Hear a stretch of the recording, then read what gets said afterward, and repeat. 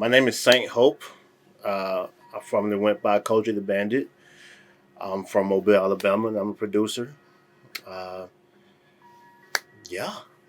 Was my earliest musical experience? When I was 7 years old, my sister bought "All Eyes on Me" by Tupac and "Ready to Die" by Biggie Smalls, um, and "Riding Dirty" by UGK. I actually stole her "Riding Dirty" CD. Um, She probably still doesn't know that to this day. But yeah, I used to ride to it literally every day. Like used to playing around the apartment complex, used to have the CD player on, and like those three albums were in my tape deck or in my CD deck. So yeah, that's my earliest memory. 7 years old. My first musical performance. Ooh, I would have to say in church, in the choir. That was like my first official performance. I don't really perform per se. I'm more so like behind the scenes per se. But regarding just as far as performing in general, I would say like 8 or 9 years old in the choir at church. I was the tenor, of course. Big tall guy. So you know the the voice and everything. So yeah, that was my earliest as far as my performance.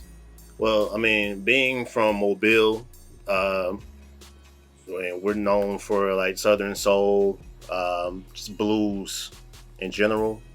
You'll see, um, not just that, but like with No Limit, Master P and them Cash Money, um, like UGK, all in Atlanta with Dungeon Family. Um, like those early influences from there like prompt like my work, and then from there, even from not even just being down here but like having the ear of like different artists and producers from like the East Coast, West Coast, like Ninth Wonder, um, Alchemist, Just Blaze, um, and I can go on, but yeah. My experiences as a Mobile producer. How do I describe my experiences as them? Interesting. Um, because like my form of music is not really, um, I wouldn't necessarily say like popular per se, but like it's not like the typical type of music that you would hear like on the radio or anything per se. I can make that type of music, but I tend to just go off different, um, like a different tangent in a way. Like I'm more so like the sample guy, go sample digging, and from there I incorporate like 70s soul samples to um, anything like international samples, and then incorporate that with like southern drums or like sometimes trap drums, or just really all depends on the feel. So um, whoever got to work with me, they know that I make quality stuff. So I just try to just think outside the box as a mobile producer. Um, just try to step away from basically what everybody else does. So.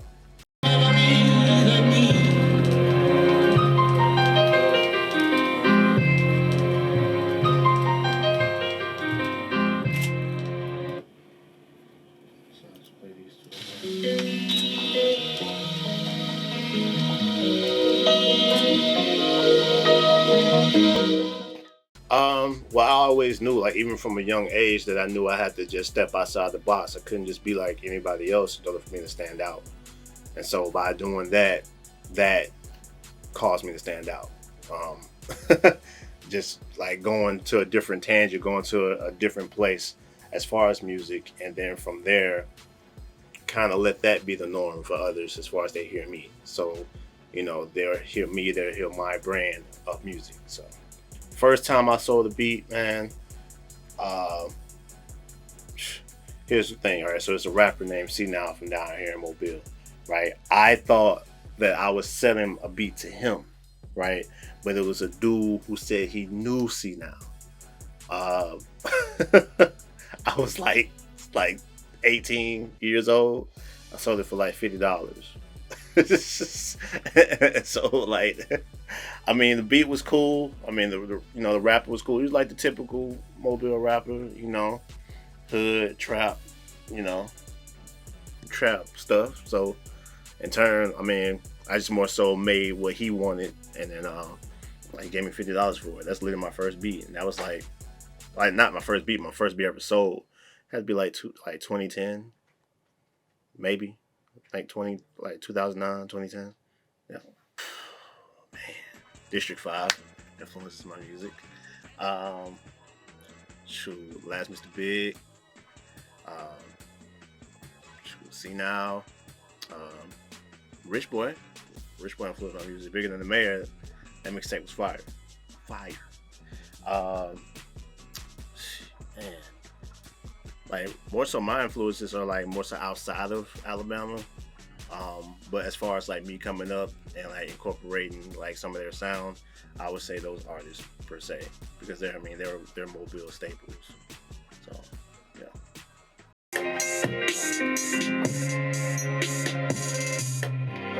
You time stretching or you pushing down?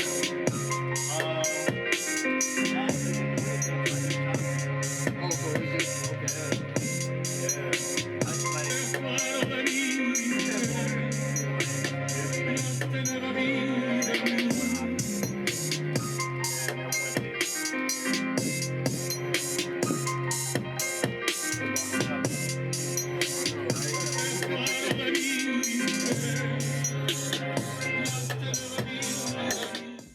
Oh man, music can calm someone down, and music can hype somebody up to the point to where they would want to do whatever they want to do. You know, maybe make people angry, sad, mad, happy. I think music has a soul of its own, and so um, it's a soundtrack to life, soundtrack to everything. So it'll drive you, it'll bring you down, and that in itself is powerful. So I think like that's my answer to it. Dirk is dope. It's crazy. Like I made like maybe 20 to 30 beats for this one project, and he chose the first beat I played. Like literally the first beat I played. I was in Atlanta like for the entire summer of that year, 2017. First met up with Don Cannon. From there we got together and crafted the beat from there, as well as just cranking up other beats for different artists as well. And so from there, the day of, Lil Durk came in, with his squad, and man, about 2 to 3 hour session, man. Cool dude. He didn't write at all. He just went into the booth and just did his thing. And yeah, like just that experience as a whole, man. That's like really seeing like the top echelon of the industry, like what people strive for, and go why they do what they do to get to that level. Like that's where I was at that point. Like I've seen it all. My overall goal in music is to touch the masses. Just to say that Saint Hope, his music like changed me and influenced me in some sort of way. If I can just influence one person, I did my job. It just so happened that many others like it as well, and I'm truly appreciative for it. So, one beat at a time, one head nod at a time, and then from there they'll spread on to thousands and hopefully millions. So that's my goal. Yeah, they can support me by going on my Instagram, Instagram.com/Saint Hope with 2 underscores. So that's SAINT HOPE with 2 underscores. They can also go on Twitter, the same thing, Saint Hope 2 underscores.